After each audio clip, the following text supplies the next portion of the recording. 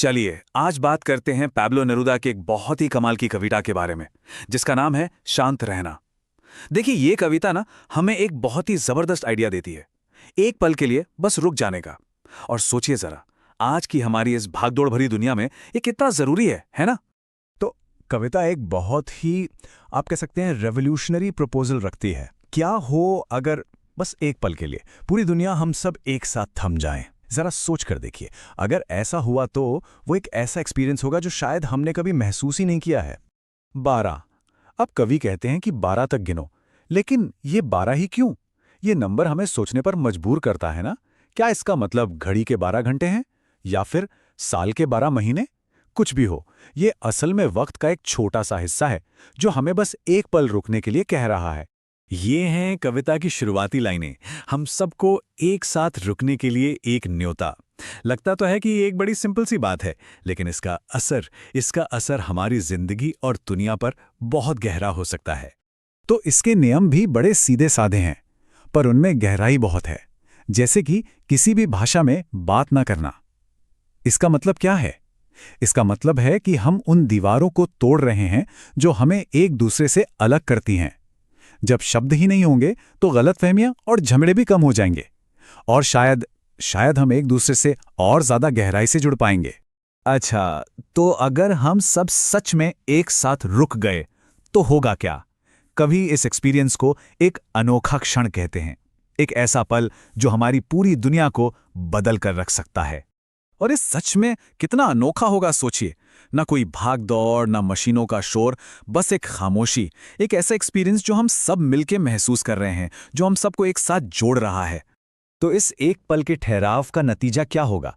कवि हमें कुछ बहुत ही पावरफुल इमेजेस दिखाते हैं। जो मछुआरे हैं वो प्रकृति को नुकसान पहुंचाना बंद कर देंगे। जो इंसान नमक इकट्ठा कर रहा है वो एक पल रुककर अपने जख्मी हाथों को देखेगा। और जो लोग युद्ध की तैयारी कर रहे हैं वो भी रुक जाएंगे और विनाश की जगह भाईचारे की तरफ कदम बढ़ाएंगे। तो कविता में जो ये अजनबीपन शब्द है ना, वो डरावना नहीं है, बल्कि हैरान कर देने वाला है। ये अजीब इसलिए है क्योंकि हम सब ने मिलकर एक साथ इतनी खामोशी कभी महसूस ही नहीं की। ये हमारे लिए बिल्कुल नया है, और इसी खामोशी में हम सब एक दूसरे से जुड़ा हुआ महसूस करेंगे। एक कमाल की एकता। लेकिन एक मिनट, क्या कवि ये कह रहे हैं कि सब कुछ छोड़ छाड़ कर बैठ जाओ, कुछ मत करो? ये एक बहुत जरूरी सवाल है, और अच्छी बात यह है कि कविता इसका जवाब बिल्कुल साफ साफ देती है। तो सवाल यही उठता है, क्या ये पूरी तरह से इनएक्टिव हो जाने की बात है? मतलब क्या कवि चाहते हैं कि हम काम करना ही बंद कर दें और बस कुछ ना करें? चलिए देखते हैं कि कविता इस बहुत बड़े फर्क को कैसे समझाती है।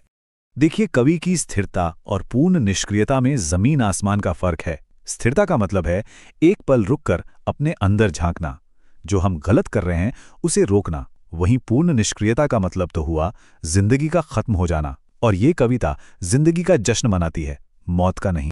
और इस बात को कवि खुद अपने शब्दों में बिल्कुल साफ कर देते हैं।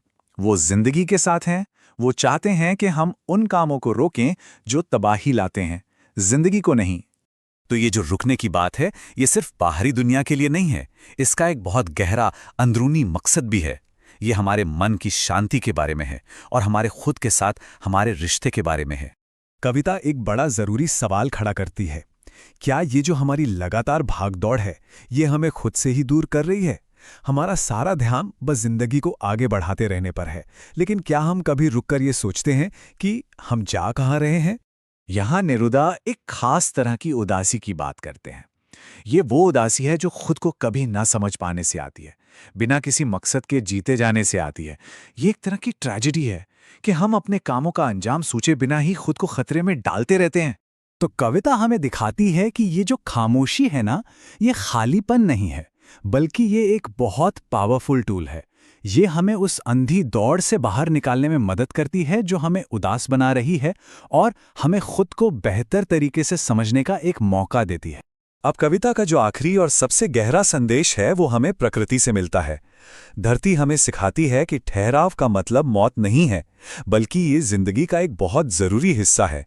देखिए, प्रकृति हमें एक बहुत पावरफुल लेसन सिखाती है कि जो चीज मरी हुई सी लगती है ना, वो असल में एक नई जिंदगी की तैयारी कर रही होती है। यह खामोशी और ठहराव की ताकत का कितना खूबसूरत उदाहरण है। आप मौसमों के साइकिल को ही देख लीजिए। सर्दियों में सब कुछ कैसा लगता है? एकदम शांत, मानो बेजान हो। लेकिन वही ठहराव वसंत में नई जिंदगी लाने के लिए जरूरी है। तो जैसे धरती को बाहर लाने के लिए सर्दी की जरूरत होती है ना, ठीक वैसे ही हमें भी खुद को नया करने के लिए खामोशी और ठहराव की जरूरत होती है। और प्रकृति का ये सबक सीधे सीधे हम पर लागू होता है। हमारी जिंदगी के जो शांत पल होते हैं वो अंत नहीं है, बल्कि वो खुद को रिफ्रेश करने का, रीन्यू करने का एक मौका है।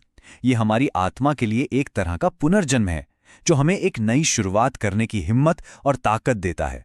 तो इस पूरी कविता से हम क्या सीख सकते हैं? मतलब एक पल की खामोशी भी शांति और एकता ला सकती है। ये ठहराव मौत नहीं बल्कि अपने अंदर झांकने का एक जरिया है। ये रुकना उस उदासी को तोड़ सकता है जो खुद को ना समझने से आती है।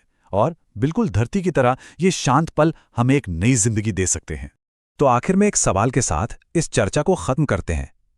एक ऐसा सवाल जो हमें इस कविता के संदेश के बारे में सोचने पर मजबूर कर दे।